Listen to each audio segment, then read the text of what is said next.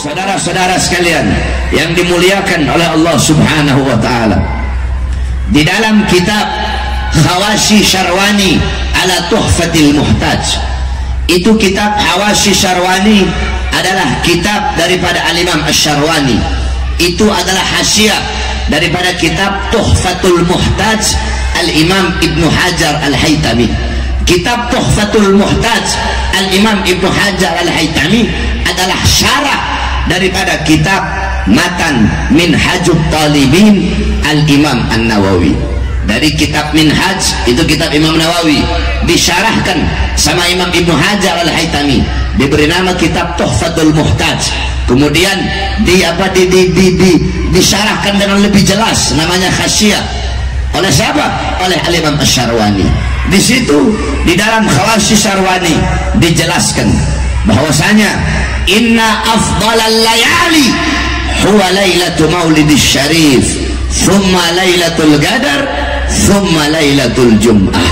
Dikatakan oleh beliau bahwasanya paling utamanya malam yang paling utama, malam yang paling agung, malam yang paling mulia dari seluruh malam-malam yang ada. Malam yang paling mulia adalah malam kelahiran baginda Nabi besar Muhammad. Setelah malam kelahiran Nabi, baru malam Lailatul Qadar. Setelah malam Lailatul Qadar, baru malam Jumat.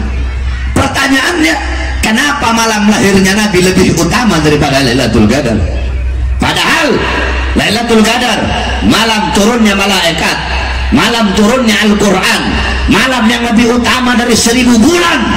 Tapi kenapa malam kelahiran Nabi lebih mulia daripada Lailatul Qadar?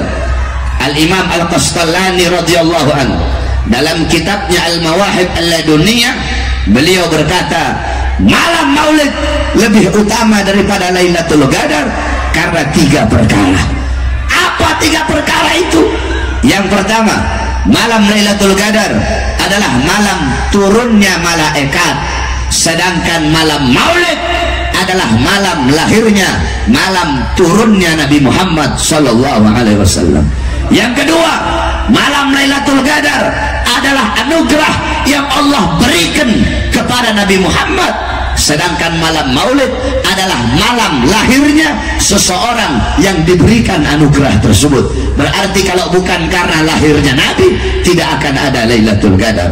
Yang ketiga, Lailatul Qadar adalah karunia dan rahmat Allah bagi umat Nabi Muhammad saja, bukan untuk umat-umat yang lain. Sedangkan lahirnya Nabi itu adalah rahmat Allah, karunia Allah, bukan hanya untuk umat Nabi saja, tetapi untuk seluruh alam semesta. Makanya malam maulid lebih utama daripada Lailatul Qadar. Sebagaimana Abuya Al-Imam Sayyid Al-Habib Muhammad bin Alwi Al-Maliki Al-Hasani rahimahullah, beliau pernah menukil perkataan daripada Al-Imam As-Sayyid Muhammad Amin Qutbi. As-Sayyid Muhammad Amin Qutbi, beliau berkata, ya Lailatul Itsnin madha safahat, wahai malam Senin, apa yang telah menyapamu? Wahai malam Senin, apa yang telah menyapamu? Kau begitu mulia, kau begitu agung, kau begitu wangi, kau begitu sempurna.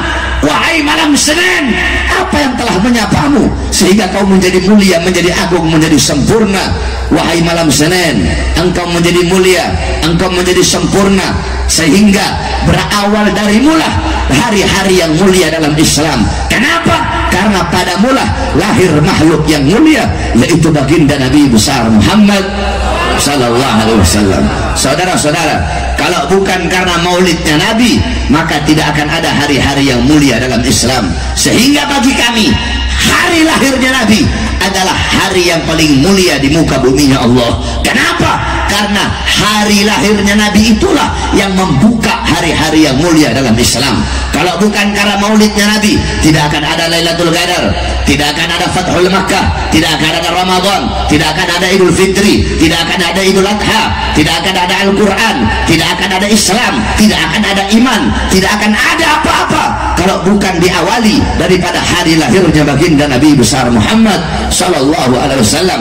Makanya dalam Al-Qur'an Allah Subhanahu wa taala berfirman, "Qul bi fadlillah wa bi rahmati fabidzalika falyafrahu." Katakanlah dengan karunia Allah, dengan anugerah Allah dan dengan rahmat Allah, maka dengan karunia, dengan anugerah, dengan rahmat tersebut falyafrahu, hendaklah mereka bergembira. Pertanyaannya, apa karunia Allah?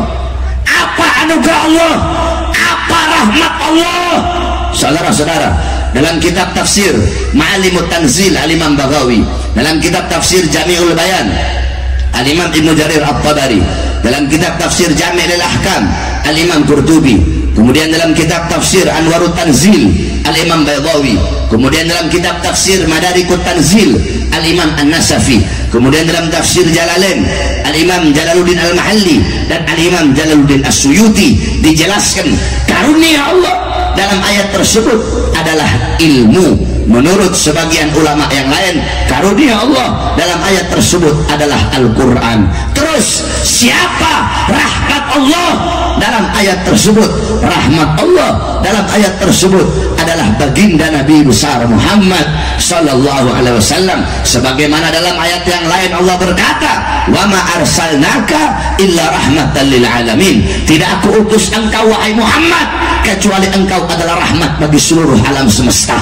Maka dengan adanya Al-Quran, dengan adanya ilmu sebagai karunia Allah, dan dengan adanya Nabi Muhammad, dengan lahirnya Nabi Muhammad sebagai rahmat Allah, maka hendaklah kita bergembira.